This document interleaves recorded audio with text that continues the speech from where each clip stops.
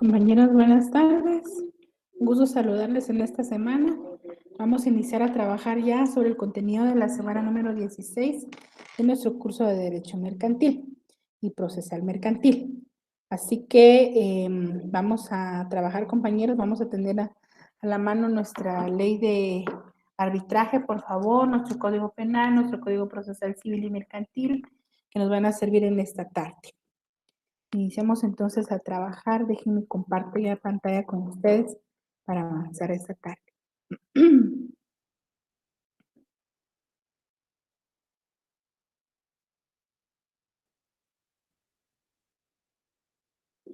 Bueno, vamos a trabajar hoy entonces sobre lo que es el derecho procesal mercantil y vamos a trabajar específicamente lo que es el arbitraje.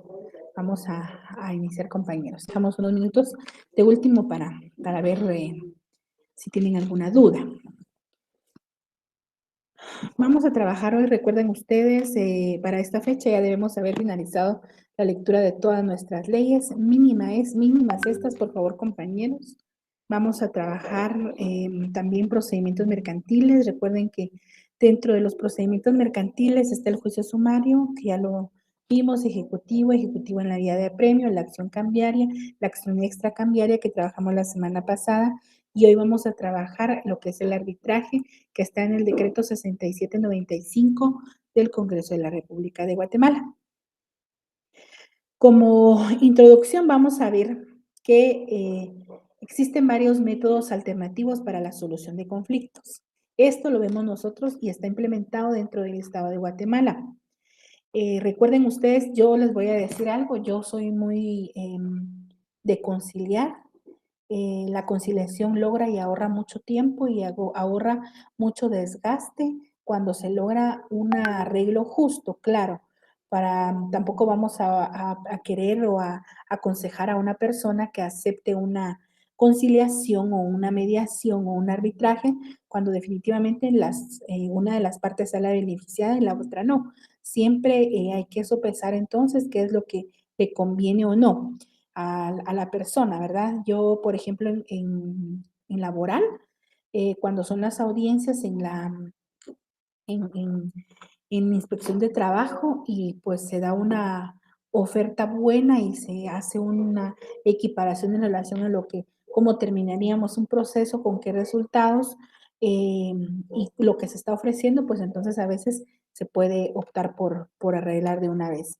Entonces, dentro de los métodos alternativos de solución de conflictos existen la mediación, la conciliación y el arbitraje. Tanto la mediación como en la conciliación son las partes involucradas en el conflicto las encargadas de encontrar una solución. Es decir, que, por ejemplo, en los centros de mediación en Guatemala existe un componedor, ¿verdad? Es un mediador, que él es el que se pone ahí. Y yo creo que si ustedes han tenido la oportunidad de asistir a un centro de mediación, lo que se hace es que la persona recibe, primero, si yo soy la que busco la mediación acompañada de mi cliente, entonces yo llevo la fotocopia del DPI y no se dice nada más que una pequeña cosita, ¿verdad? Que la persona tal y tal necesita mediación para tal día, el día de la audiencia de mediación. Entonces, lo que se hace es que la persona, el mediador, ¿verdad? Que está autorizado, tiene un documento y les dice que va a escucharles y que les propone a ellos para que inicien a platicar y solucionen su problema. Habla una parte, otra parte, si llega a un arreglo, se suscribe un convenio y ese convenio tiene fuerza de título ejecutivo, es decir, que se tiene que cumplir porque si no se puede denunciar ante un juzgado y entonces el juzgado competente lo hace cumplir. Si en caso no llega a un arreglo, no hay problema, ahí sí, bueno, ahí finaliza, mejor dicho, la mediación y cada uno puede visitar el juzgado competente para solicitar lo que se está pidiendo, ¿verdad? Esa es una mediación. Es decir, que en la mediación y en la conciliación prácticamente vamos a ver que en la conciliación y en la mediación, compañeros, ellos mismos son los que proponen las fórmulas para solucionar sus conflictos. No hay otra persona que proponga algo para solucionar los conflictos. Vamos ahora con lo que es el arbitraje. En sí, en el arbitraje, compañeros, lo que sucede con el arbitraje es que en el arbitraje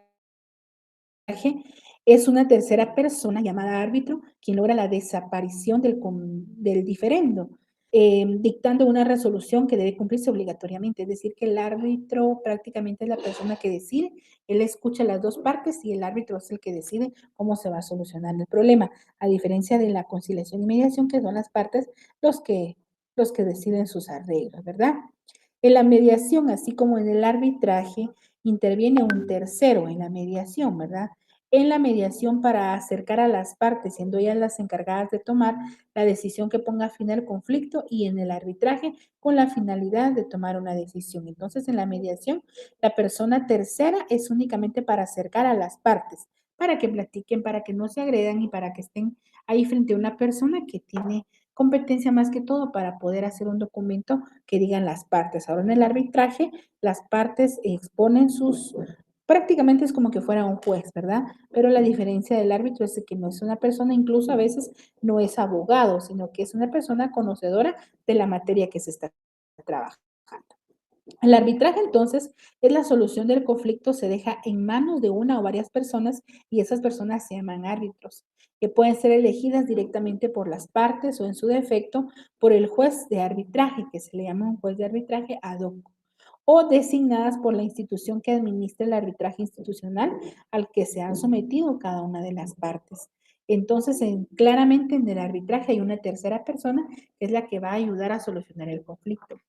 Es un procedimiento sencillo por el cual las partes someten a un árbitro experto en la materia, objeto de litigio y que emite la decisión final sobre el problema que se está planteando.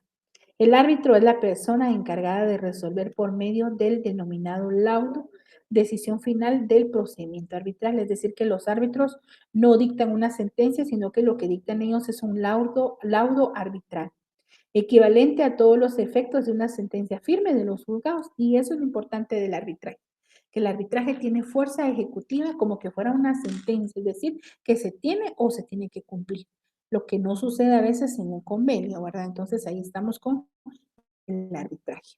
No puede haber arbitraje si no hay un acuerdo previo de las partes para someterse a este sistema.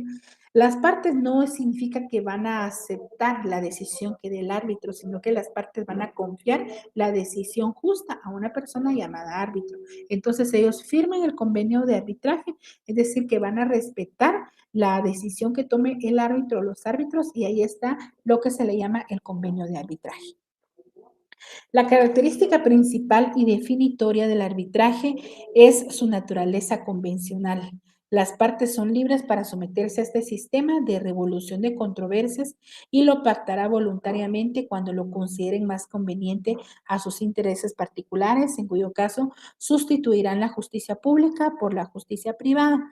No van a someter, cuando se habla de justicia pública o privada, significa que no van a someter a los juzgados competentes del ramo normal, ¿verdad? Sino que van a tener a un árbitro, ¿verdad? Que él es el que va a tratar de componer o emitir un laudo arbitral si fuera el caso. En el arbitraje, las partes otorgan al árbitro la potestad para resolver su litigio en el marco de las normas que ellas mismas establecen dentro del convenio arbitral. Entonces, en el convenio arbitral está, ese es un convenio en sí, que ellos aceptan la sentencia, mejor dicho, el laudo arbitral que vaya a emitir el árbitro, y lo tienen que respetar, porque por eso se está firmando un acuerdo previo. El proceso arbitral es de instancia única, no caben recursos. El laudo, una vez emitido, es firme. No obstante, frente a él cabe la acción de anulación, que significa que es que no caben recursos, que no vamos a poder, así como en los procesos normales, presentar una apelación, presentar una casación cuando proceda, sino que es de una vez se emite y ya no cabe recurso alguno. No obstante, lo único que sí cabe frente a un laudo arbitral es la acción de anulación. ¿Qué es la acción de anulación? La anulación es el control externo de las garantías procesales. Es decir, que dentro del proceso se puede dictar nulidad dentro del proceso de arbitraje cuando no se respetó prácticamente lo que dice el convenio arbitral. El árbitro puede resolver el conflicto planteado aplicando el derecho o la equidad, si así lo deciden las partes en el convenio arbitral. Puede, ¿verdad?, decidir. El arbitraje como medio alternativo a la vía judicial reporta soluciones y beneficios a la persona que decide en sí utilizar la vía del arbitraje para solucionar sus conflictos. Tiene la misión de mediar entre las partes para llegar a una solución y esa solución va a ser rápida y va a ser efectiva. ¿Por qué se refiere a que va a ser rápida? Un proceso normal, ya sea mercantil, que sería en este caso un sumario, aparentemente que es un juicio corto, pero lamentablemente en los juzgados, pues por el recargo de trabajo y por la amplitud que tienen en relación a la competencia de territorio, entonces, pues eso definitivamente hace que los procesos sean retrasados y que ocupen más del tiempo del que está estipulado dentro de nuestras leyes civiles. Entonces, tiene en sí la misión de mediar entre las partes para llegar a una solución y esa solución se pretende, como es un proceso de arbitraje, esta pueda ser rápida y pueda ser efectiva.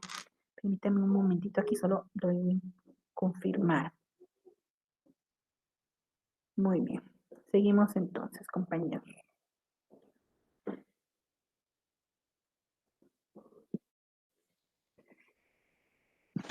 Ahí estamos.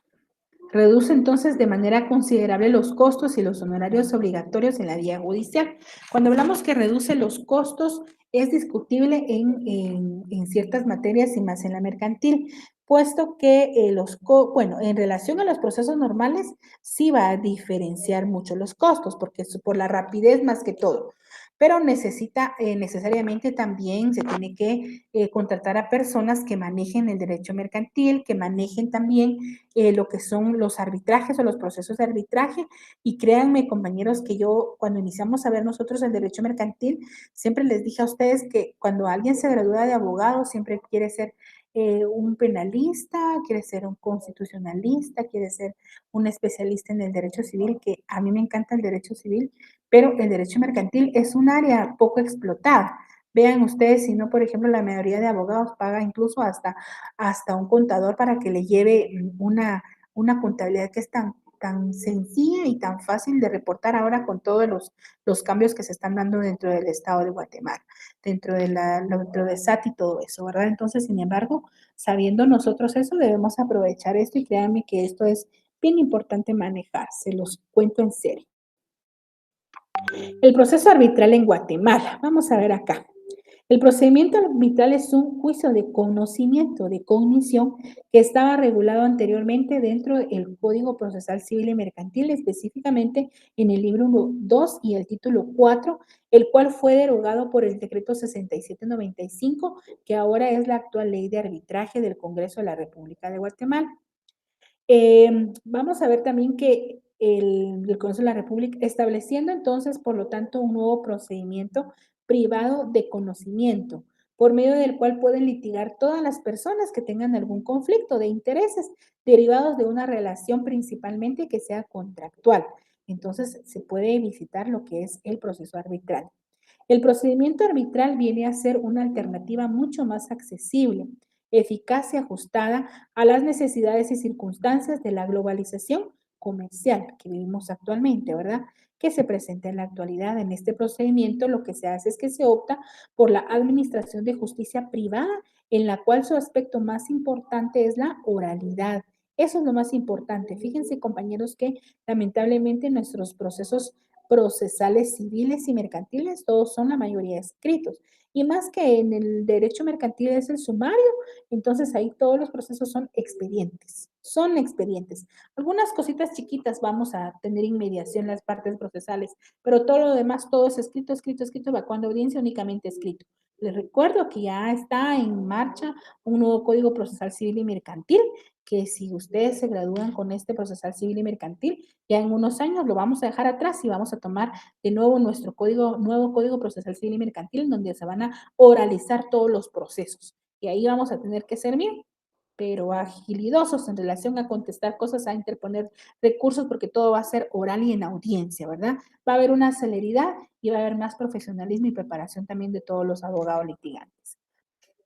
Muy bien, el nuevo procedimiento arbitral establece nuevos mecanismos de denuncia del pacto arbitral del lugar para la celebración del procedimiento.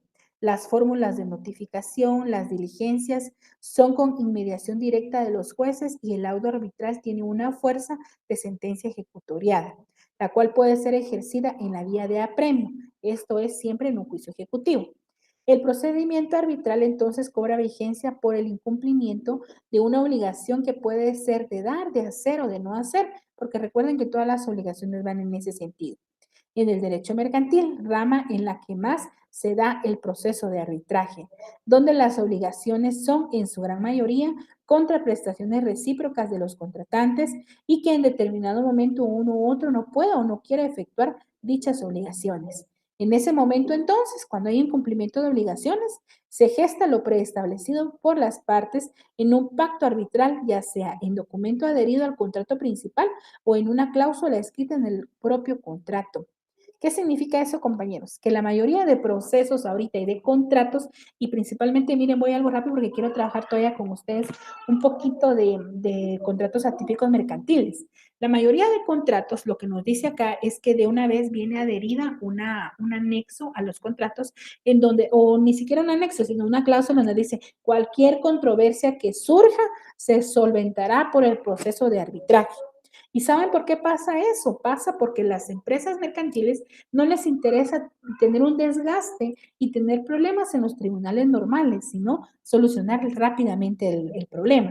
Entonces, lo que se hace es que cuando surge el problema, se van a la justicia privada, como se menciona acá, que es en sí el proceso arbitral, y entonces el árbitro decide y solucionan los problemas. Eso se hace. Cuando nosotros nos hemos dado cuenta de procesos a nivel internacional que se dan dentro de empresas grandísimas, nos damos cuenta después de mucho tiempo que han terminado y que han firmado y que han establecido procesos de arbitraje. El procedimiento arbitral entonces es una serie de actos preestablecidos por las partes para la conformación de un tribunal arbitral instituido especialmente para dirimir un conflicto de interés, es decir, que se forma para ese conflicto en específico. No es que ya haya un lugar en donde hay que celebrar un proceso arbitral, no, pero sí hay uno que es de la Cámara de Comercio de Guatemala, ese sí está establecido. Dichos actos preestablecidos, entonces, son los siguientes, ¿verdad? Y vamos a establecer las características especiales que tiene el procedimiento del arbitraje. El doctor Roque Caivano considera las siguientes características de lo que es el proceso de arbitraje. Primero, presencia de un tercero imparcial. Él no tiene que estar para ninguna de las dos partes, sino que debe ser una persona imparcial, que emite un veredicto vinculante y obligatorio. Cuando se habla de que es vinculante, recuerden ustedes en el derecho administrativo, cuando se habla de algo que es vinculante, lo que tiene es de que prácticamente tiene que relacionar una y las pretensiones de una y otra parte y que tiene principalmente la característica de ser obligatorio sobre dos pretensiones que son controvertidas. Entonces, es un veredicto vinculante obligatorio. Otra característica es que es un mecanismo típicamente adversarial, cuya estructura es básicamente la de un litigio. Es decir, que no pueden dos partes que estén de acuerdo en algún asunto someter su procedimiento, su asunto a un arbitraje, porque en todo caso mejor hacen una conciliación o hacen una mediación y suscriben un convenio y ya. Pero no, tiene que haber una controversia, porque el árbitro tiene que decidir entre una y otra parte. El rol del árbitro es similar al del juez. Las partes le presentan el caso, prueban los hechos y sobre esa base el juez va a emitir va a decidir sobre la controversia y va a emitir su laudo arbitral. Siguiente, la decisión que pone fin al conflicto no emana de los jueces del Estado, sino de particulares libremente elegidos por las partes. Entonces, no puedo yo decir, él va a ser mi árbitro y él no, sino que es alguien aparte de las dos partes. Y a las dos partes también se les detienen. Prácticamente es una persona conocedora del tema que se va a someter al arbitraje, a eso se refiere. Se utiliza un procedimiento pensado para resolver el conflicto con la menor cantidad de interferencias formales. No el hecho, ahí no pasa lo que nos sucede, por ejemplo, en los juzgados, en donde dice, se suspende la audiencia por incapacidad material, se dice, ¿verdad? Se suspende la audiencia porque no tenemos juez o que no hay sistema, se dice, ¿verdad? Como que fuera así. Bueno, pero acá en los procesos de arbitraje no pasa eso. Aquí no hay suspensión de audiencias, aquí se va rápido. Entonces, esos procedimientos de arbitraje son rápidos y son más sencillos. El arbitraje es un poco caro en relación a un proceso normal cuando no agota todas las etapas, pero si pensamos en lo mercantil, vemos que lo que se quiere es negociar rápido y si se tarda mucho un proceso y hay una limitante, por ejemplo, de no hacer ciertas cosas, entonces pierden más dinero. Entonces, en eso se ve que es más rápido el arbitraje. El arbitraje se lleva generalmente en forma voluntaria. ¿Por qué? Porque suscriben un convenio arbitral a través de cláusulas mediante las cuales las partes deciden someter determinadas cuestiones y que sean arregladas. ¿Cuáles son los principios que tenemos nosotros del arbitraje? La celeridad. ¿Por qué hay celeridad? Prácticamente porque es rápido el proceso. Inmediación, porque hay relación entre las partes. No como en un juicio sumario que presento mi demanda. Ustedes saben cómo es un sumario, presento mi demanda, emplazamiento, notifican a la otra parte, responde la otra parte, pero yo no la miro, ¿verdad? No hay inmediación. Hay inmediación únicamente cuando en algún momento solicitamos una audiencia de conciliación o cuando, por ejemplo, se hace un reconocimiento judicial y vamos todos a ver y ahí sí, ¿verdad? Pero de lo contrario es se juzga un expediente. Lamentablemente en Guatemala todavía estamos así, en los procesos civiles, en los penales es que no. Es privativo, ¿verdad? No se hace público, sino que prácticamente hay privacidad en relación al asunto. Hay una concentración, porque hay en las audiencias de conciliación, de arbitraje, perdón, de una vez se concentra todo. Ahí se está evacuando pruebas, se está presentando pruebas, se está calificando pruebas, se está recepcionando, de una vez se hace todo. Y hay una economía procesal. ¿Por qué hay economía procesal? Porque no hay mucho desgaste de tiempo, quizás es un poquito elevado en Guatemala en relación a los costos, pero también hay economía procesal porque las partes procesales no se agotan, sino que al contrario, ¿verdad? Se pone y se resuelve luego el asunto. Es la importancia en relación a un trámite arbitral? Radica en la necesidad de poner término en forma expeditiva y rápida a un litigio. Respalda la confianza que las partes depositan también en sus árbitros. Las partes lo pueden usar en temas laborales, comerciales, industriales y en las disputas de consumos. Pueden escoger los árbitros con prestigio y experiencia para tratar los temas. Las partes pueden acomodar los procedimientos también a las necesidades que ellos consideren y es menos formal, es más rápido y menos oneroso que cuando hacemos una comparación con el proceso judicial normal, que son los que nosotros vimos anteriormente. Antecedente histórico, existió este juicio arbitral o el proceso arbitral desde tiempos remotos en organizaciones sociales anteriores al Estado y a la creación de sus órganos jurisdiccionales. Desde el derecho romano se perfila su institucionalización, se practicaba entre los romanos y también con los extranjeros. Una persona resolvía, ¿verdad? Una tercera persona resolvía, basada en el oficio de particulares, que significa que habían personas que se dedicaban a ser árbitros y a resolver problemas. Desempeño según compromiso, es decir, que cuando termina el compromiso de ser un árbitro, no es que él siempre va a ser el árbitro, no, ya terminó, emitió su laudo arbitral y ahí queda la función que tienen ellos. Los árbitros asumían, o los anteriormente que se le decía árbiter, asumían el jurisdictio, es decir, la jurisdicción competente, dictaban esa jurisdicción por delegación nombradas específicamente por las partes o escogidos de las litas confeccionados por los magistrados para el litigio. Es decir, que ellos eran personas conocedoras de determinado asunto, eran elegidas, nombradas y se confiaba en ellos porque eran imparciales en relación al laudo arbitral o a la resolución que ellos emitían. En el fuero juzgo se reconocieron como jueces que nombraban las partes de común acuerdo.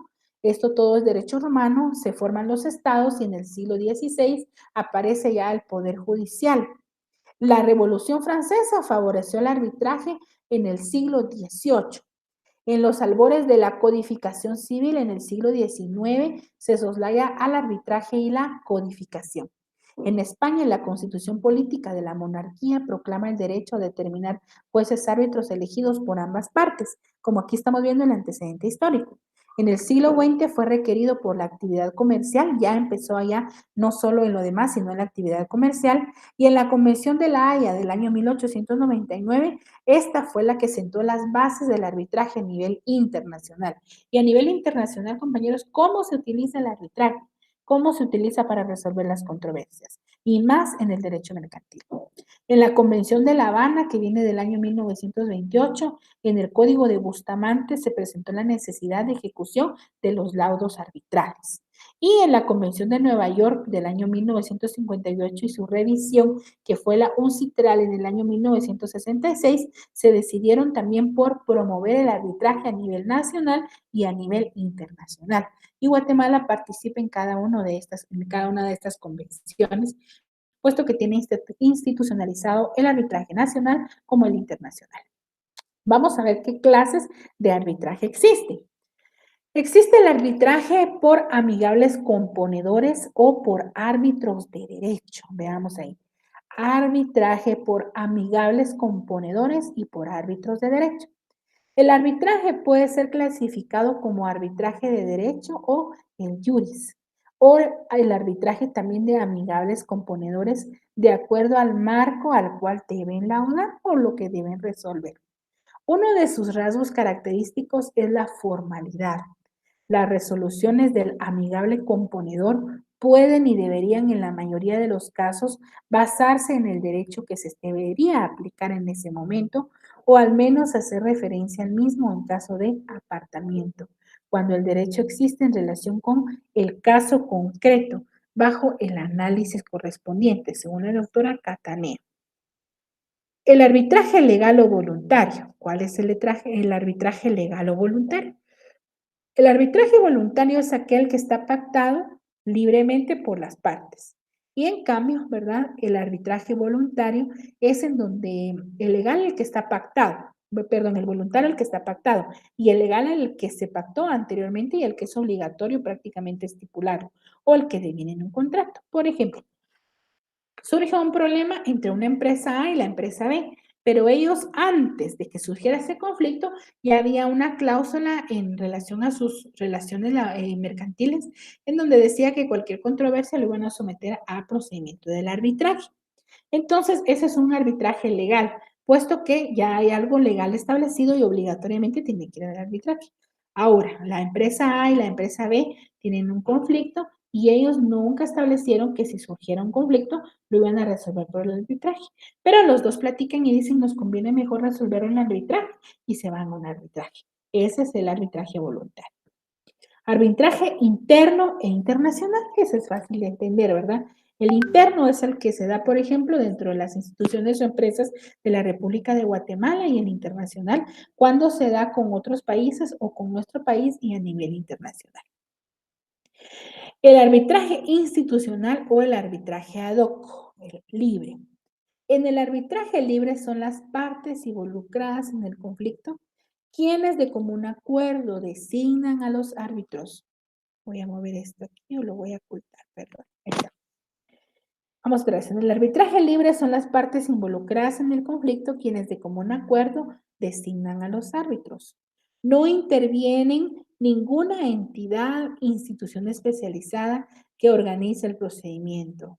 Son las partes quienes deberán establecer las normas sobre las cuales se van a desarrollar el procedimiento arbitral, decidiendo, por ejemplo, la forma de selección de árbitros, forma de notificación de las partes, audiencia de pruebas, plazos para presentar los laudos. Entonces, el arbitraje institucional es específicamente aquel que ya está ahí, el lugar donde se puede celebrar arbitraje.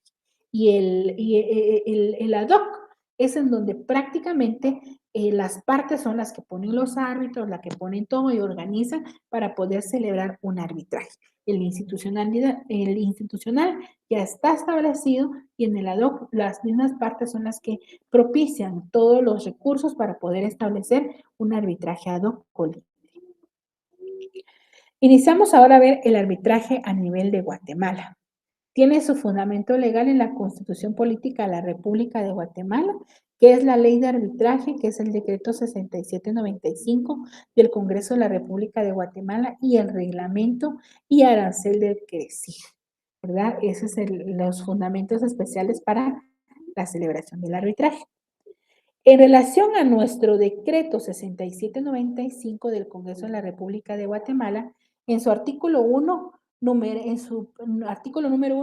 primero regula que la presente ley se aplicará al arbitraje nacional como también al arbitraje internacional cuando el lugar del arbitraje se encuentre en el territorio nacional, es decir, cuando haya un arbitraje internacional que intervenga otro estado, pero que se va a celebrar en Guatemala. También aplica esto, ¿verdad?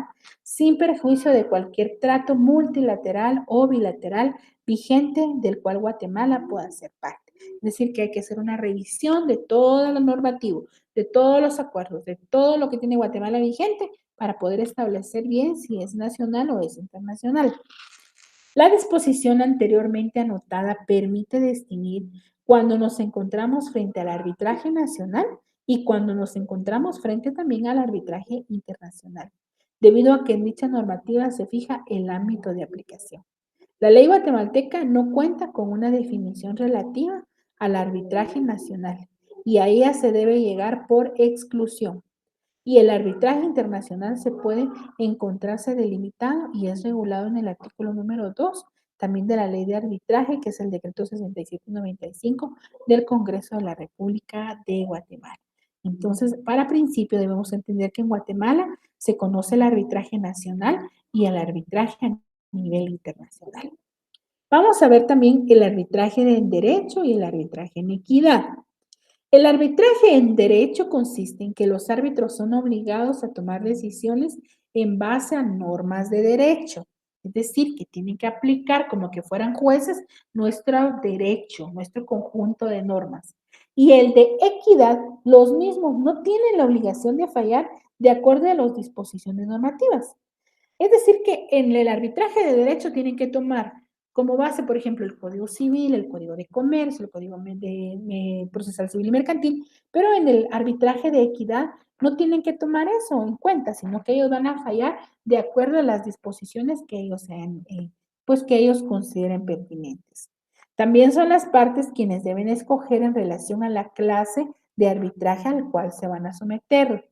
Es decir, pueden decir, vamos a someternos a un arbitraje de derecho o a un arbitraje de equidad, pudiendo ser el mismo en derecho o en equidad. Cuando no existe una determinación legal específica, el arbitraje será siempre en derecho. Es decir, que cuando no se dice va a ser un arbitraje de equidad, se va a sobreentender que es un arbitraje de derecho. Se tiene que resolver de acuerdo a las leyes en Guatemala. No hay diferenciación alguna entre el arbitraje de equidad y el de derecho en lo relativo a la regulación a la cual se encuentran sometidos. Es claro y determinante que la diferenciación de fondo entre ambas clases de arbitraje es la forma en la cual los árbitros se apoyan para proferir el auto. Nuestro derecho en la sociedad guatemalteca continúa actualmente dentro de la tendencia de tener como norma supletoria el derecho y no a la equidad. Es decir, que la mayoría de arbitrajes que se dan en el estado de Guatemala son prácticamente el derecho y no la equidad. Vamos a ver ahora en Guatemala el arbitraje institucional y el arbitraje ad hoc. El arbitraje independiente es cualquier procedimiento arbitral existente que se lleva a cabo frente a una institución arbitral con carácter permanente en nuestra sociedad guatemalteca. Es decir, que ya está preestablecido en dónde se va a hacer el arbitraje institucional. El arbitraje institucional es aquel procedimiento arbitral que se realiza frente a una institución arbitral permanente. Es decir, que ahí está, siempre. O sea, una institución que se encuentra reconocida legalmente y a la que las partes le pueden encargar de manera libre, acorde a las normas y reglamentos, la debida administración arbitral y la designación de cada árbitro. Para poder claramente distinguir lo que es el arbitraje institucional del arbitraje ad hoc, se debe buscar en cada uno de los mismos cuando el procedimiento es llevado a cabo o no frente a una institución arbitral permanente, o sea, si la institución que se encuentra establecida tiene carácter temporal, nos encontramos frente a un procedimiento ad hoc, ¿verdad? ¿Por qué? Porque son las partes las que facilitan todos los recursos, los medios, los sujetos, todo, para poder conocer o aplicar el arbitraje. Y no, y no frente a un arbitraje institucional, en lo que a términos legales corresponde. Por eso les decía que Cuando les expliqué primero la clasificación doctrinaria, el arbitraje institucional ya está establecido, ¿verdad? Ya está ahí donde va a estar, porque como ejemplo un juzgado, ya sé yo dónde está, y si cambia de lugar, pues, pero ahí está institucionalizado siempre. En cambio, el arbitraje ad hoc se tiene que formar, se tiene que conformar los árbitros. Legalmente ahora hablamos sobre lo que es el arbitraje voluntario y también el arbitraje forzoso. El arbitraje voluntario consiste en aquel que se realiza en ejercicio de la voluntad de las partes y en cambio siempre el arbitraje forzoso es aquel en el cual se acude mediante la existencia de una disposición legal imperativa. Es decir, que el forzoso obligadamente tenemos que someternos al arbitraje y en cambio el voluntario, las dos partes o ambas partes nos sometemos voluntariamente al procedimiento de un arbitraje. Al arbitraje se llega mediante la vía del acuerdo y para los efectos legales el mismo es aquel mediante el cual las partes deciden someter a arbitraje las controversias que hayan surgido o bien que puedan surgir entre las mismas en relación a una relación jurídica determinada, la cual puede ser contractual o también puede ser no contractual. Es claro que nos encontramos frente a un arbitraje de carácter voluntario en cuanto media la determinación de las partes. Un arbitraje voluntario, las partes deciden libremente someterse al arbitraje y en el forzoso previamente está establecido y lo tienen que cumplir. Vamos a ver ahora lo que es la CRESI. Recuerden que hablamos de un reglamento. La Comisión de Resolución de Conflictos de la Cámara de la Industria de Guatemala, por sus siglas CRESIG, es una institución privada especializada en la administración de procesos de arbitraje a nivel nacional e internacional y otros métodos alternos de solución de conflicto, ¿verdad? Por eso se le llama métodos alternos, esas son las siglas Marx, métodos alternos de resolución de conflictos. Esa es la CRESIG, es una comisión de resolución de conflictos de la Cámara de la Industria de Guatemala. Fue creada esta institución recientemente, no tiene mucho tiempo, en el año 1997, por la Cámara de Industria de Guatemala, con el objeto específico de ofrecer una herramienta útil para resolver controversias que sean de forma rápida, eficiente y económica, como alternativa de justicia en favor del desarrollo económico del país. El Centro de Arbitraje y Conciliación tiene como objetivo principal promover la resolución de controversias mediante la aplicación de los métodos alternativos de resolución de conflictos dentro del concepto marco de una cultura de paz. ¿Recuerdan cuáles son esos métodos alternativos de solución de conflictos? La mediación, la conciliación y el arbitraje, que no se les olvide. Esquema del proceso del arbitraje de la CRESIG, ¿verdad? Este es la Comisión de Resolución de Conflictos de la Cámara de la Industria de Guatemala. Vamos a ver el procedimiento. Primero está la fase prearbitral, que es en donde se hace la revisión del acuerdo o la cláusula arbitral. ¿Cuándo se hace eso, la revisión del acuerdo? Cuando las partes han decidido someter su conflicto al arbitraje o cuando hay una cláusula arbitral que tienen obligadamente que celebrar su conflicto en arbitraje. Cuando ya se ha hecho esa fase, entonces hay una presentación de la demanda y el formulario de solicitud y de constancia del pago de $200 de los Estados Unidos de América. Eso es lo que vale, ¿verdad? Ese formulario. Después viene la contestación de la demanda y constancia del pago también de $200 de los Estados Unidos de América, 15 días, ¿verdad? 30 días para el arbitraje, 15 días para el arbitraje nacional y 30 días para el arbitraje cuando las partes pertenezcan a un arbitraje a nivel internacional. Si no contesta, entonces lo que se da es inmediatamente la rebeldía, así como en un juicio sumario o en el juicio de conocimiento, ¿verdad? En el juicio ordinario, entonces vamos a ver que hay una rebeldía. Entonces se presenta la demanda, se pagan $200, después se contesta la demanda, también se pagan los $200 y existe entonces el nombramiento del tribunal arbitral, del tribunal arbitral y hay una reconvención, que es la reconvención, recuerdan ustedes, la contrademanda que se puede presentar a los 15 días. Ahí estamos, porque esto es el esquema del proceso de arbitraje en la CRESI. Después de eso hay una reunión administrativa. en donde lo que se hace es entrega del expediente al tribunal arbitral. Se integra entonces el tribunal arbitral y se le hace entrega del expediente que contiene, ¿verdad? El expediente que se inicia. Después se inicia ya la fase arbitral, que hay una audiencia de instalación dentro de los 10 días siguientes a la entrega del expediente. Y hay una primera audiencia que inicia 10 días después de la audiencia de instalación de la firma de términos de referencia. Entonces hay una primera fase arbitral, que es una audiencia dentro de los 10 días, que es la audiencia de instalación, y después ya viene una primera audiencia a los 10 días después de la audiencia de instalación, ¿verdad? Firme en términos de referencia. Es decir, que no se haya interpuesto nada, ¿verdad? Que no haya obstaculizado las etapas. Después viene el periodo de prueba, que es periodo de prueba dentro del proceso arbitral o el procedimiento, digamos así, es por 60 días. Inicia la semana siguiente a la firma de términos de referencia. Sí, inicia la siguiente semana. Vienen después de esta fase de prueba, vienen los alegatos finales, el laudo arbitral en los 6 meses siguientes a la audiencia de instalación. Puede prorrogarse por 3 meses, pero no más se puede pedir de 2 prórrogas, sino únicamente ahí, ¿verdad?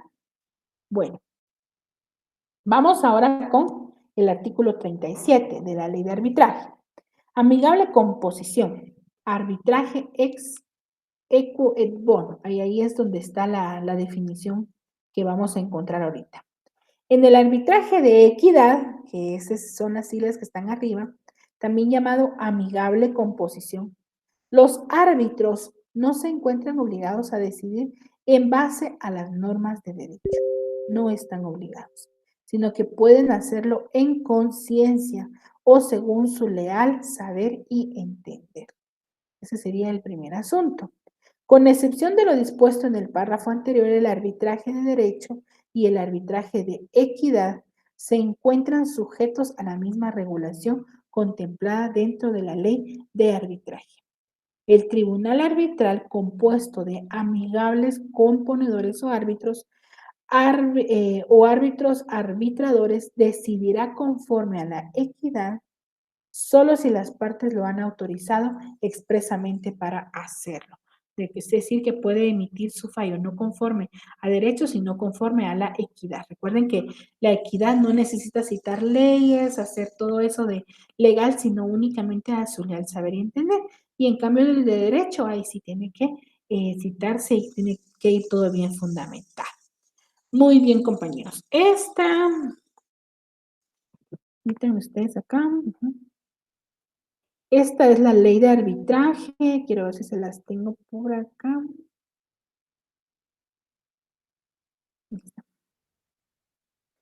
Esta es la ley de arbitraje, que es el decreto 6795 del Congreso de la República de Guatemala.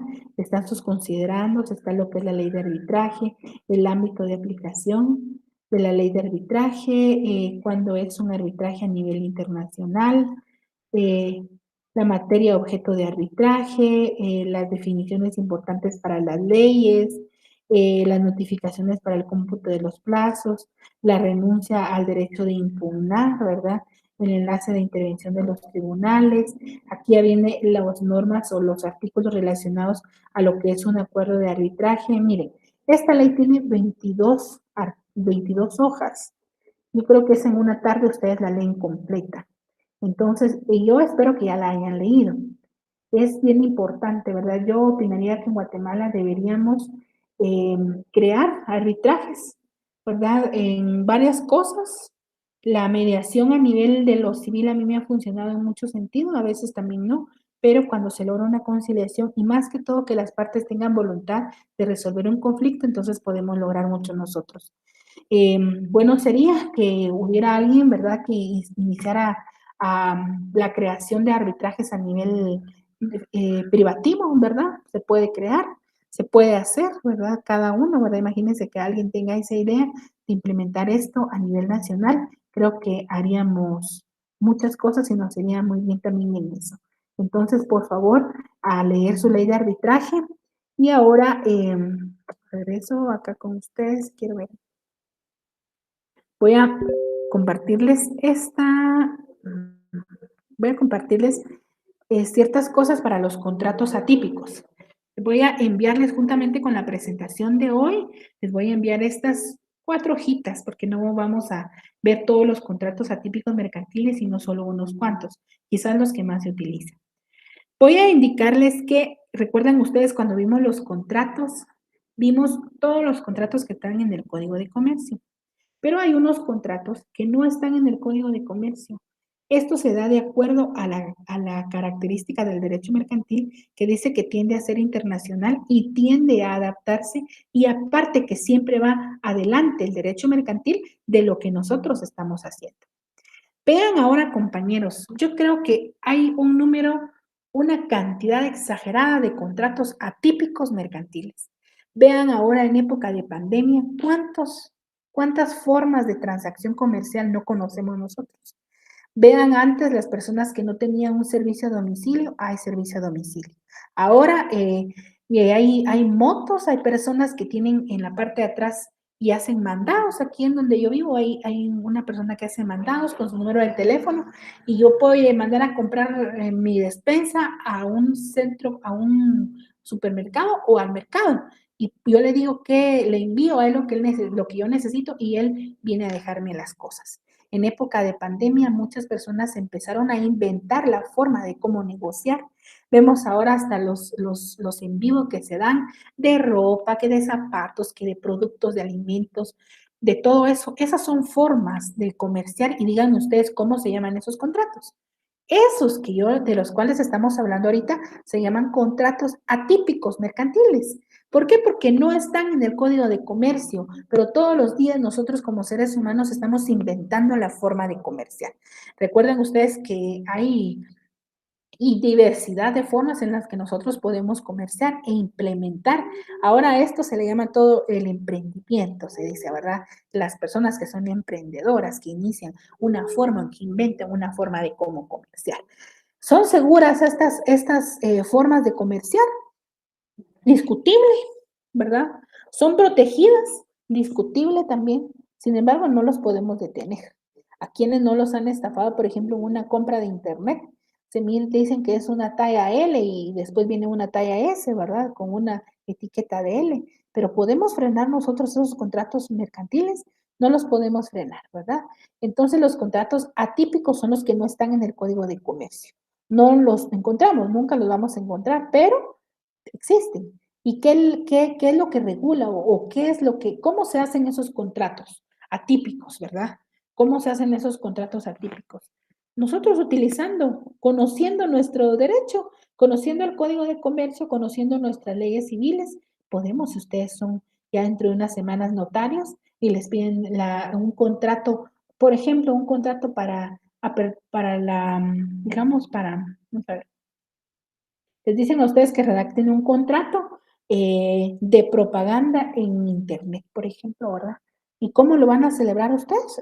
Tienen que ver cómo le hacemos. Nos ha tocado, ¿verdad? Yo en una oportunidad ya he redactado contratos así, tenemos que ver cómo los tenemos el cuidado de aplicar nuestras leyes civiles y mercantiles a lo que nosotros conocemos y aplicarlas a estos tipos de contratos que ni siquiera tenemos nombre y nosotros le ponemos nombre, ¿verdad? Vamos a ver unos que son los más utilizados en el derecho mercantil a nivel internacional. Por ejemplo, está el contrato de leasing. Este es conocido también como contrato de arrendamiento financiero, una locación financiera o arrendamiento con opción a compra. ¿Cómo son las modalidades del contrato de leasing? En esta modalidad, el propietario, fabricante o proveedor de un bien lo transfiere a otro para utilizarlo en su actividad económica. En este caso, el locador es al mismo tiempo el fabricante o proveedor de los bienes. En caso de no ser así, el contrato sería de renting. Es decir, que esta persona lo que hace es que elabora de una vez eso que se está utilizando dentro del contrato de leasing, el cual es un típico contrato de arrendamiento en el que el locador ni fabrica ni provee el bien, ¿verdad? Que ese es el contrato de renting. El leasing financiero, en este contrato, el sujeto llamado dador del beneficio del financiamiento proporciona dinero para comprar un bien que necesita el tomador. tomador del financiamiento y del bien por adquirir, adquiriéndolo directamente del proveedor y pagándole el valor del mismo. Este es en sí un contrato de leasing, ¿verdad? Entonces lo transfiere, es decir, transfiere una cosa a otro para que lo pueda utilizar en su actividad económica. Puede ser una maquinaria, puede ser un local, puede ser algo que él prácticamente lo tenía, pero se lo transfiere a otro para que la persona lo pueda seguir utilizando en su actividad económica. Ese es el contrato de leasing, ¿verdad? Es darle a una persona para que lo pueda seguir utilizando. Por ejemplo, ¿cómo sería un contrato? Yo creo que en varios puertos de acá de Guatemala se utilizan las balanzas para los contenedores. Entonces se da el contrato de leasing, incluso se da el contrato de leasing con opción a compra o también podría ser, si en todo caso no son los elaboradores de ese producto, entonces se da, por ejemplo, que ellos lo dejan, ¿verdad? Entonces se paga por el uso, se paga cierta cantidad de dinero para que se utilicen esas grandes pesas en donde se ponen esos contenedores. Esos son contratos de leasing, ¿verdad? El contrato de factoring. Vamos a ver cuál es el contrato de factoring. El contrato de factoring es una sociedad financiera en el contrato de factoring, cuya función social consiste en comprar deudas comerciales. Eso es lo que hace el contrato de factoring. Compra deudas comerciales a la vista o exigibles a corto plazo, negociarlas y prestar un conjunto de servicios comerciales y financieros a su clientela vendedora de bienes o servicios, con arreglo a un contrato previo establecido para cierta duración que vincula al factor con su cliente. Es un convenio de efectos permanentes establecido entre el contratante, según el cual al que se compromete a transferir al factor todas o parte de las facturas que posee de terceros deudores y notificarles esa transmisión. Como contrapartida, el factor se encarga de efectuar el cobro de estas deudas, de garantizar el resultado final, incluso en caso de morosidad del deudor y de pagar el importe por anticipado a la fecha fija o mediante deducción de sus gastos de intervención. Esto pasa mucho, por ejemplo, en los contratos de una tarjeta de crédito. Los bancos, por ejemplo, o las sociedades financieras lo que hacen es que contratan a otra sociedad financiera, a una institución financiera, para que ellos sean los encargados de cobrar las deudas de las tarjetas de crédito, porque ellos tendrían que tener personal específico para tener como les dijera yo, para tener el espacio necesario para estar cobrando todo el tiempo. En cambio, acá en Guatemala hay una muy famosa, que no voy a decir el nombre, ¿verdad? Pero tiene 3 letras. Y entonces en esta empresa lo que se hace es que esta otra sociedad financiera se encarga únicamente de comprar esas deudas comerciales, ¿verdad? Y entonces dice, bueno, ¿cuánto debe él? Debe 5,000 quetzales. Bueno, pero le vamos a dar nosotros 3,000 quetzales y nosotros vamos a cobrar lo demás. Y entonces ahí me iba a llamar, ya no cobran 5,000, sino ya subió a 14,000 quetzales, ¿verdad? Eso ya es un contrato de factoring. Los sujetos del contrato es el factor, que es la sociedad de factoring, el cliente, o sea, el titular de los créditos transferidos al factor. La diferencia con el contrato de descuento. El contrato de factoring, el cliente que transfiere los créditos debe quedar desligado de garantizar el pago en el factoring, ¿verdad? Por regla, en este contrato se opera generalmente sobre facturas, ¿verdad? Sobre lo que se está cobrando, lo que se debe por medio de facturas, o bien sobre un título que a la vez es una factura. La factura cambiaria. Está concebido para absorber una masa de facturas y se puede trasladar periódicamente. Facturas durante el plazo del contrato. En el contrato de descuento es desligarse de garantizar el pago de una excepción. Es un negocio regularmente sobre créditos que constan de títulos de crédito o en libros, que es distinto al contrato de descuento. Recuerdan ustedes que en el contrato de descuento veíamos que lo que se hacía era bueno, yo le doy tanto y lo que queda de diferencia es mi ganancia. Pero acá lo que se hace es que se trabaja, principalmente la diferencia es que se trabaja sobre el cobro de facturas. Sobre el cobro de facturas. Seguimos viendo otro contrato. Este es el contrato un poco difícil siempre me ha costado un poquito pronunciar este contrato, pero este contrato es el contrato de Underwrite. Así, ¿verdad? La definición de este contrato es que es una operación por la cual un banco o una sociedad financiera otorga prefinanciamiento a la sociedad emisora sobre la suma que presenta el total o parte de los valores a emitir, acciones o debentures, pagando un precio menor al valor nominal de cada documento, los cuales colocará posteriormente por un precio mayor. Entonces, esta en sí es una operación que se hace directamente con un banco o con una sociedad financiera, que lo que se hace es que otorga un prefinanciamiento, ¿verdad? Porque aquí en el derecho mercantil lo que tiene que ver más que todo es lo oneroso, que haya capacidad de ganar. Le otorga un prefinanciamiento a la sociedad emisora sobre la suma total que representa esta, ¿verdad? Para que pueda emitir sobre estos ciertos valores o acciones o debentures, ¿verdad? Y entonces los colocará posteriormente, pero ya no con el precio con el que los compró, sino con el precio más elevado. ¿Quiénes son los sujetos, el objeto o la forma del contrato?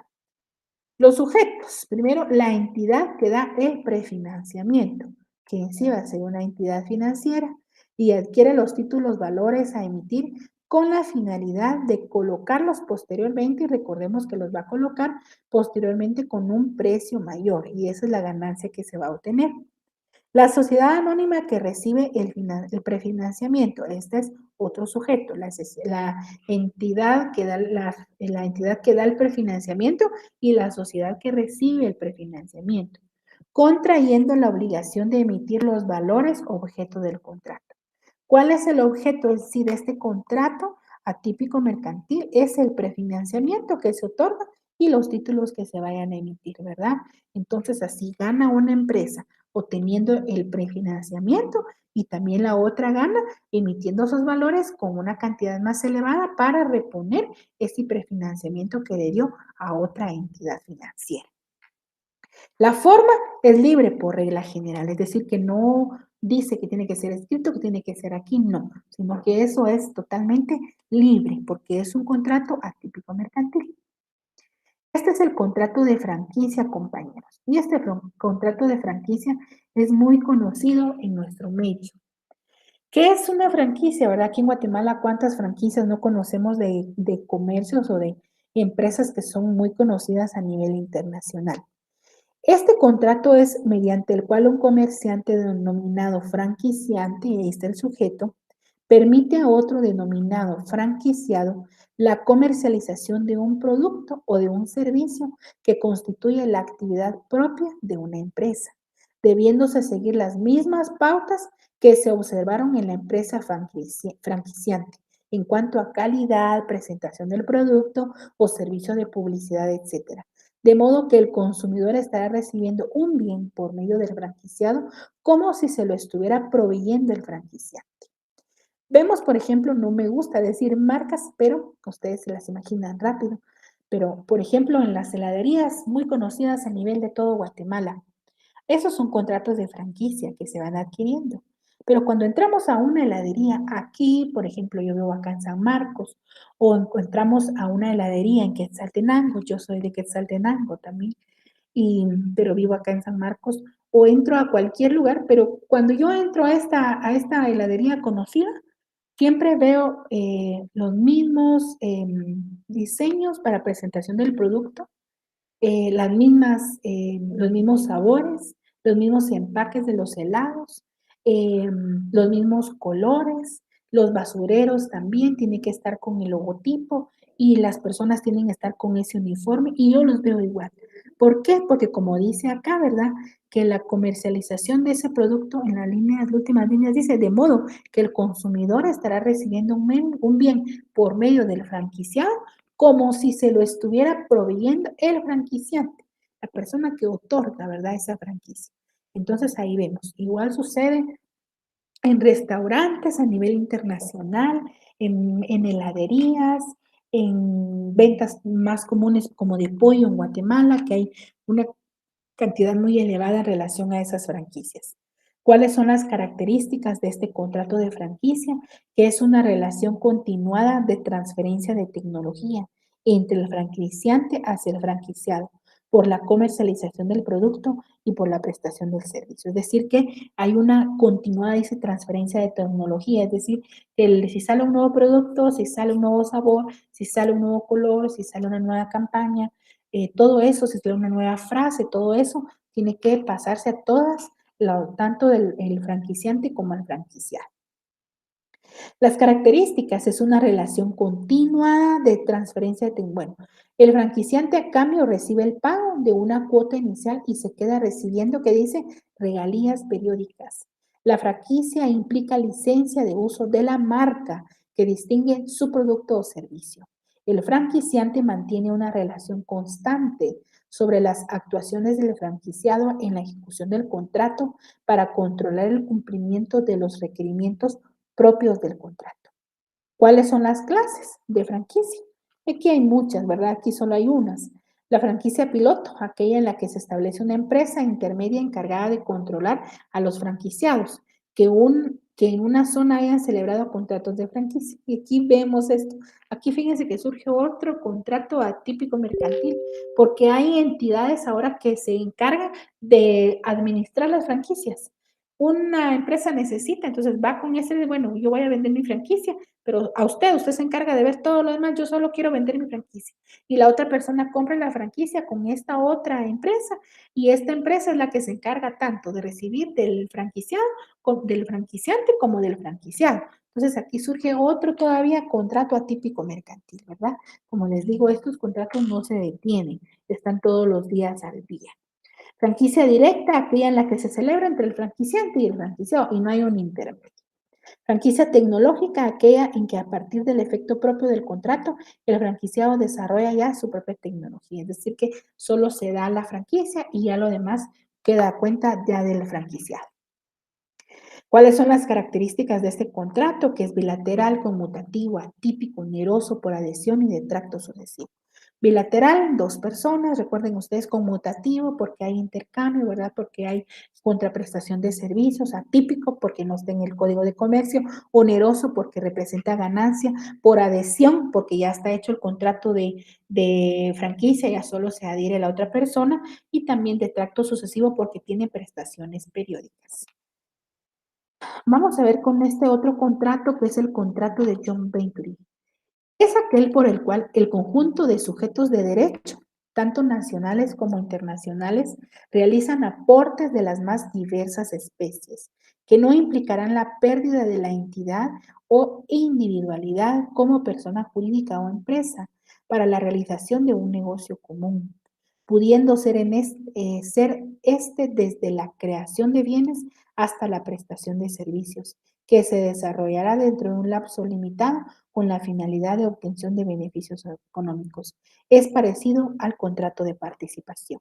En el contrato de John Ventures, entonces, lo que se da es ciertas prestaciones nacionales o internacionales que realizan aportes de diferentes especies. Pueden ser contrato, por ejemplo, de bienes, contrato de servicios, contrato de infraestructura, ¿verdad? Que van a celebrar una con otra para la realización de un negocio en común, ¿verdad? Poniendo en contraprestación, dice, bienes la prestación de servicios en un lapso determinado. Ese es el contrato del John Venture. Y hay varias modalidades también del John Venture. Contrato de concesión comercial. Contrato de concesión comercial. Este contrato existe cuando un comerciante concesionado pone su empresa de distribución o de venta, en su caso, al servicio de otro comerciante o industrial llamado concedente, para asegurar exclusivamente en un territorio determinado durante un periodo limitado y bajo la vigilancia y dirección del concedente, la distribución de sus productos de los que le ha sido concedido el monopolio de reventa. ¿Cuáles son los elementos del contrato de concesión comercial? Los subjetivos que son concedente y concesionario, los objetivos que son proporcionar productos para su venta, los formales, no existe una formalidad para los mismos. Por ejemplo, un contrato de concesión de vehículos, ¿verdad? Es un concesionario, dice uno, ese es concesionario de la marca tal y tal. ¿Por qué? Porque le da dice, pone su empresa de distribución o de venta, en su caso, al servicio de otro comerciante, ¿verdad? O industrial llamado concedente. Entonces le da la oportunidad o le da el derecho de vender cierto producto. por eso se dice concesionario, ¿verdad? Es bilateral, es consensual, es atípico, es conmutativo, es no formal, es intuito personal, porque tiene que ser las mismas partes las que celebren el contrato de tracto sucesivo porque se da por prestaciones periódicas. Vamos terminando. Diferencias con otros afines, el contrato de agencia, en este, la gente pues actúa en representación del principal. ¿Recuerdan ustedes cuando vimos el agente dependiente, el agente independiente? Pero aquí es concesionario. En la concesión actúa en nombre propio, es decir, la persona actúa en nombre propio. En cambio, ¿verdad? En el contrato de agencia, pues había un agente independiente o dependiente, pero no con una marca exclusiva. En cambio, en el concesionario se tiene una marca así. Con el contrato de distribución, recuerden ustedes que también teníamos el contrato de distribución, que existe una subordinación técnica y económica, ¿verdad? Por parte del principal. Y en cambio, en el contrato de concesión no existe. Existen otros contratos atípicos mercantiles, compañeros, y voy a decir los nombres por si a ustedes les interesa leer un poquito y divertirse con esto. Por ejemplo, el contrato de leasing, que ya lo vimos, el contrato de claque, que lo que se utiliza más que todo en las televisoras son los contratos ahí en vivo. El contrato de claque son los aplausos, es decir, se contrata a las personas para que cuando salga el rótulo donde diga aplauso, las personas aplauden. Y por eso se les paga a las personas. Contrato, ¿verdad? Esos son contratos que existen actualmente todavía. El contrato de club, country club, que son los contratos de clubes de campo, donde una persona por cierta cantidad que va pagando mensualmente lo que hace es que recibe el derecho o recibe una credencial que le da la oportunidad de utilizar ese club de campo. El de concesión mercantil que lo vimos ya, el de factoring o factoraje que también lo vimos hoy, que es cobrar una deuda en nombre de otra persona, ¿verdad? El contrato de franquicia o el franchising que también lo vimos hoy. El contrato de John Venture, que es en sí la unión de capitales, que también lo vimos hoy. Por ejemplo, el contrato de John Venture, un ejemplo importante podría ser en Panajachel. ¿Se dan cuenta ustedes que en Guatemala hay tours para turistas? Y entonces se les ofrece el hotel, se les ofrece un hotel, por ejemplo, en Sololá, un hotel en Panajachel, un hotel en Santiago Atitlán, un tour en una lancha y todo eso. Eso es una unión de capitales en donde varias personas que son dueñas de distintos comercios lo que hacen es unirse para lograr ganancias, ¿verdad? Y ya se da el tour. Y después de Panajachel, por ejemplo, se van a Petén y hay una perfecta coordinación entre personas que son dueñas de transporte, de hoteles, ¿qué más sería? De alimentación o de restaurantes, entonces hay una unión de capitales. El contrato de know-how, que ese es el contrato del secreto profesional, es hacer algo. Yo, por ejemplo, no voy a decir la marca tampoco, pero es una bebida muy conocida a nivel internacional, ¿verdad? Y entonces se dice que esta marca de bebida que es la más conocida quizás en el mundo, la mitad de los socios tiene la mitad de la fórmula y la otra mitad de los socios tiene la otra mitad de la fórmula. Y así se ha mantenido de generación en generación, de tal forma que eso ayuda a que no se pierda la armonía entre los socios, porque estos socios no dan la fórmula a estos y estos tampoco a la otra. Entonces hay una perfecta armonía. El día que haya problemas con eso, pues se acaba todo esto, ¿verdad? El contrato de manager, que es el contrato por el cual una persona se le administra, ¿verdad?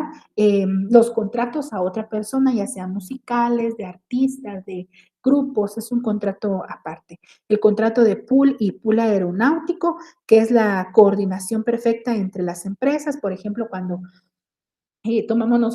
tenemos un viaje y queremos ir, por ejemplo, no sé, a Los Ángeles y no hay un vuelo directo para allá, entonces lo que se hace es que nos dicen que hay escala y vemos que nosotros compramos un ticket de la empresa X y cuando vamos a Panamá montamos un avión o tomamos un avión de la empresa Y. ¿Y por qué? Porque hay un contrato de pool aeronáutico.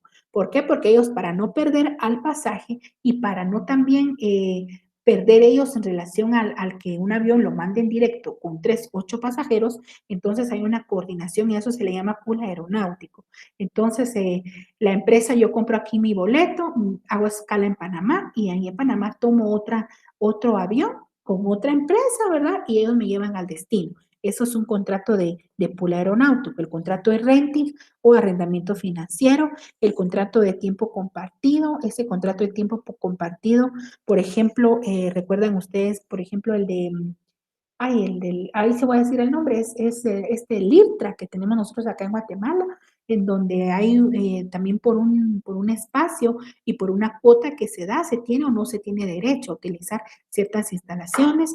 El contrato de llave en mano, ¿qué significa el contrato de llave en mano? Es, por ejemplo, que yo quiera que contrate una constructora para que haga mi casa, para que construya mi casa, aunque suene repetitivo, y yo le digo, mire, yo lo que quiero es que usted me entregue esa casa y me dé la llave ya para que yo mañana, al otro día me pase. Entonces ellos hacen todo, todo, todo y yo únicamente tengo que, pero por eso se llama de llave en mano, ¿verdad? Ellos tramitan lo que es la luz, la energía, el drenaje, construyen, ellos amueblan, ellos todo, ya únicamente yo pues llego a ese lugar y tomo posesión. Ese es un contrato de llave en mano. Esos son los que yo tengo anotados y conforme yo he ido viendo, los he, hago una pequeña anotación siempre en mi código de comercio, pero les animo a que ustedes lo bajen. Bueno, compañeros, les doy una buena noticia. Los contratos atípicos mercantiles no entran en examen. O sea que los contratos atípicos no entran en examen.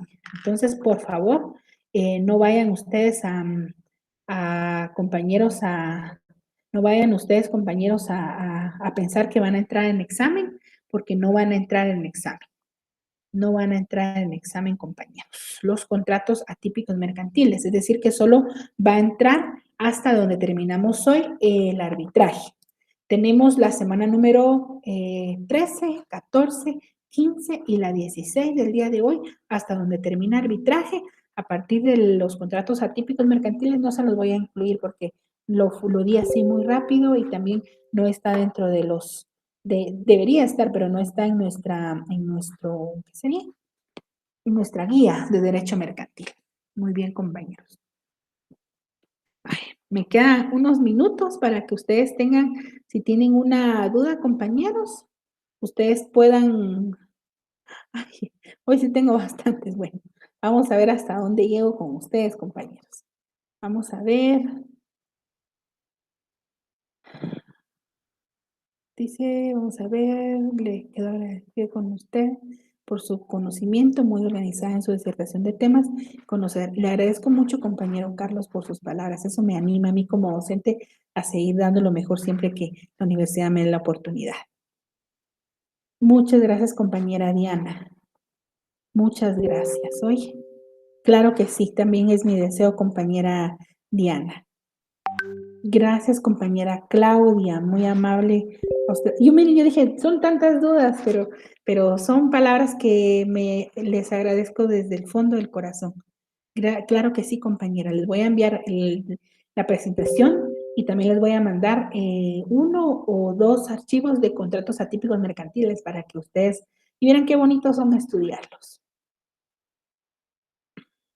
Gracias, compañero Denny. Y sí, voy a compartir en un momentito mi presentación con ustedes. Fíjese, compañero, que no está regulado en el Código de Comercio, ¿verdad? Pero sí está incluso con el contrato de descuento, por eso es, pero todavía está clasificado como entre los atípicos mercantiles porque no está dentro del Código de Comercio. Hay cosas que tenemos, compañeros, que dentro de los contratos, y fíjense que como los contratos atípicos mercantiles se dan incluso más que los mercantiles, entonces hay cosas que vamos a encontrar, acuerdos, reglamentos que vamos a ir aplicándolos poco a poco y eso es lo que hay que leer, ¿verdad?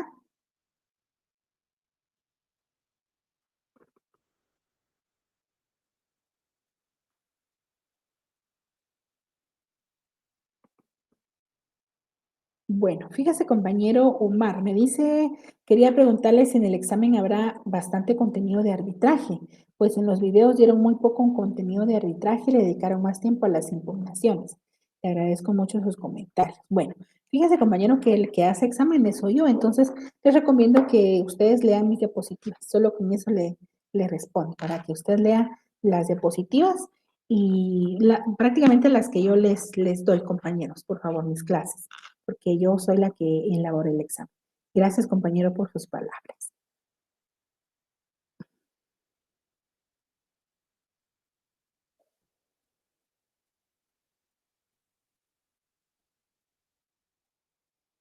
Fíjese que sí existe, compañera, a nivel, nacional sí existe. Esta institución de la Cámara de Industria, la Cámara de Comercio de la Industria, sí está para tanto para nacionales como internacionales, y el arbitraje nacional sí existe.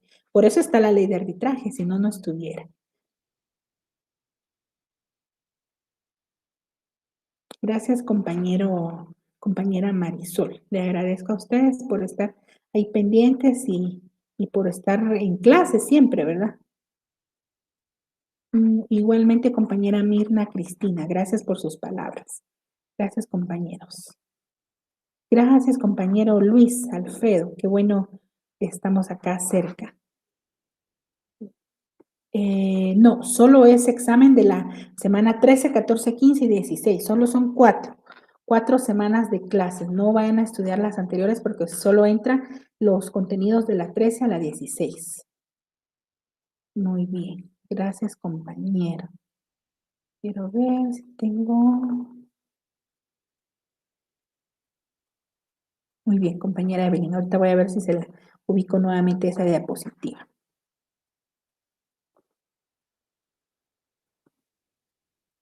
De recusación en la ley de arbitraje, sí.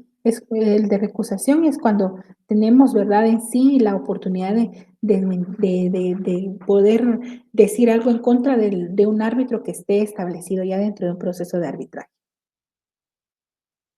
Sí, les voy a mandar las diapositivas. Diapositivas. Y compañeros, les mando diapositivas y les suplico, compañeros, que los que tengan las diapositivas compártanla con sus compañeros. Sí, no, el arbitraje no es muy común y quizás es común, pero nosotros no nos enteramos, porque no son como, o sea, no se, ¿cómo les dijera yo? Mm, no conocemos nosotros, ¿verdad? Pero sí existen y hay procesos arbitrales, ¿verdad?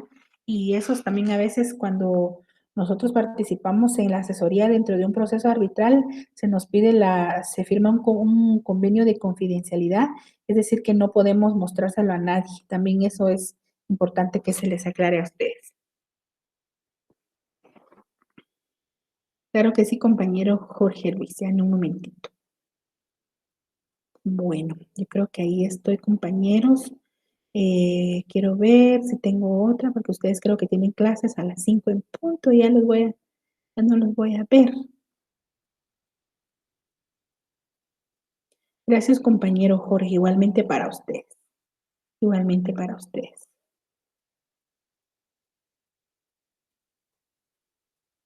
Sí, compañera Cristina, muchas gracias. Compañera Cristina Soledad, y yo le respondo en un ratito.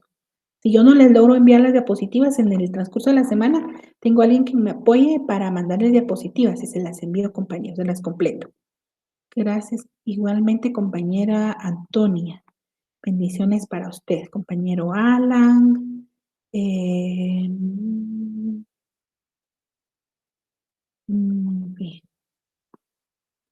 Gracias, compañero Alan, y qué bueno que esté usted terminando ya todo esto. Bueno, compañeros.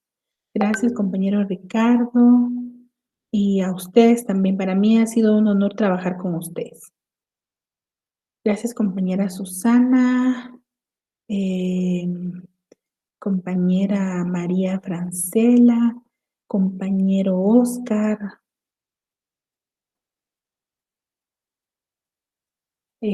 compañeros, muchas gracias. Yo creo que a veces nosotros como docentes nos quedamos cortos y les quedamos debiendo a ustedes tantas explicaciones porque es complicado a veces, ¿verdad? Y se nos hace tan pequeño el tiempo. Y eso que fíjense que cuando son clases presenciales, yo por lo regular siempre trabajé derecho mercantil en presenciales, y les digo que avancé más con ustedes. Y trabajo mercantil, no solo en mercantil 1, 2, 3 en semestres normales, sino también en, así en clases de seminario, como están ustedes en seminario. Pero les digo que casi por lo regular no agota uno contenido. Es bien difícil agotar contenido porque no nos alcanza el tiempo por las preguntas y todo lo que se da. Sin embargo, acá sí agotamos contenidos. Sí, agoté yo todo, lo hice todo lo posible. Aún en atípicos les quedé de ver un poquito, pero ya casi que íbamos finalizando, ¿verdad? Entonces, terminamos y eso es de aprovechar. Yo creo que quedan grabadas conferencias y con mis errores o no, pero yo creo que en lo regular fue un aprendizaje de ambas partes, ¿verdad? Un aprendizaje de ambas partes. Bueno, compañeros, a ustedes les agradezco de todo corazón. En primer lugar, le agradezco a la Universidad Rural de Guatemala la oportunidad que me dio de trabajar con ustedes en este semestre con el curso de seminario, perdón, de mercantil y de procesal mercantil, siempre en los espacios de seminario, porque ustedes ya están para ganar y aprobar fase. Les agradezco a la universidad y también a ustedes el hecho de que me estuvieran observando y escuchando semana a semana. Les deseo éxitos, compañeros, deseos que terminen esta etapa ya de vida estudiantil y que inicien a ejercer la profesión tan importante que es, ¿verdad? Y tan especial que es la profesión del derecho. Somos estudiantes eternos, no podemos quedarnos atrás, todos los días salen nuevas leyes, hay nuevos reglamentos, hay reformas y eso no lo debemos olvidar y eso es lo que nos da esta tarea de ser docentes, que nos mantiene investigando y viendo qué es lo que está cambiando, qué es lo que no, y a veces todavía nos quedamos ahí como analizando qué es lo que va. Entonces, por favor, compañeros, ustedes sean personas profesionales exitosos, terminen esta etapa y les deseo de todo corazón muchas bendiciones. Con muchos de ustedes quizás nos vamos a encontrar en algún momento. Ustedes, mi nombre no es muy común y mi apellido tampoco. Y pues en algún momento nos saludamos por ahí. No duden ustedes en hablarme, en saludarme en la calle, aunque yo no los conozca, pero ustedes sí me han visto. Me va a dar mucho gusto el saludarles, ¿verdad? Y si en algún momento estoy para servirles en algo, con todo gusto también les podré servir, ¿verdad?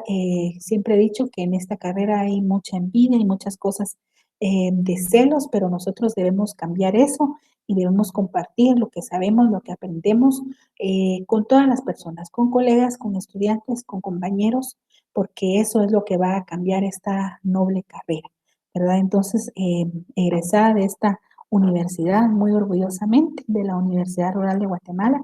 Y pues deseo que ustedes ya en pocas semanas, no les digo meses, sino en pocas semanas puedan ustedes también ya tener el proceso de graduación cerca. Que Dios les bendiga, compañeros. Les envío en un momento a sus compañeras las diapositivas y el archivo. Y gracias a todos por estar siempre pendientes de mis clases. Que tengan una buena tarde de domingo.